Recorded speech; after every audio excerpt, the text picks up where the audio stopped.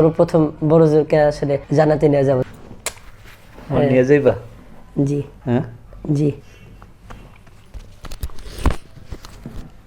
আসলে আমরা প্রথম শুরু করার পর তো বিভিন্ন মানুষের থেকে তথ্য নিয়ে বিভিন্ন জায়গা থেকে আমরা ছাত্রদেরকে করতাম, সংগ্রহ করতাম, বা বিশেষ করে যারা ভিক্ষা করতো অল্প বয়সী পোলাপান, আমরা ওদেরকে বলতাম, ওদের গার্জিয়ানকে বুঝাইতাম যে আপনার এই বাচ্চাকে ভিক্ষায় না লাগাইয়া যদি আপনি মাদ্রাসায় দেন তো ভালো।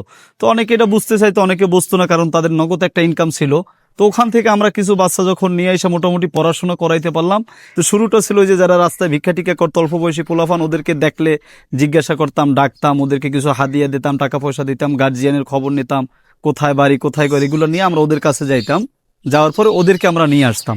আর এরকম যে অন্ধদেরকে পড়ানো যায়, আপনি যে পদ্ধতিটা দেখছেন যে বেরেল পদ্ধতিতে বাচ্চারা লিখতে পারে, পড়তে পারে, তাদের মনের ভাব প্রকাশ করতে পারে।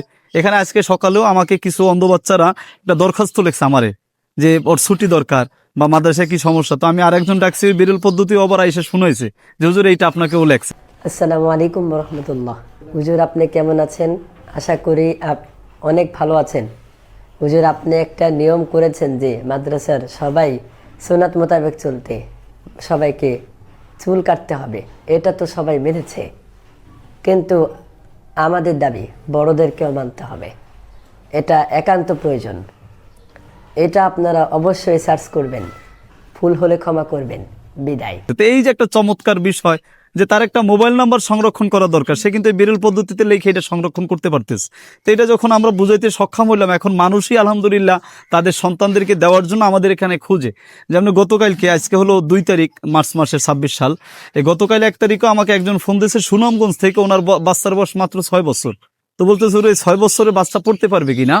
তাই আমি বলছি বাচ্চা যদি থাকতে পারে মাদ্রাসায়, সে যদি তার এই মানে অজু গোসলটা বা প্রস্রাব পায়খানাটা করতে পারে, তাহলে আমাদের এখানে থাকতে পারবে। গত পরশুদিন একজনে ফোন দিয়েছে, ওই বাচ্চার বয়স 21 বছর, যে হুজুর এত বড় বাচ্চা পড়ার সুযোগ আছে কিনা।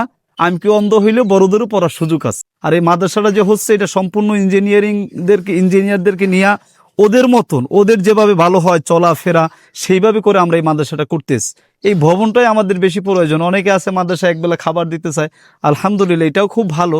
তো ওইটার পাশাপাশি যদি একটু বাসস্থানেরও ব্যবস্থা করে, এইটা খুব দরকারি।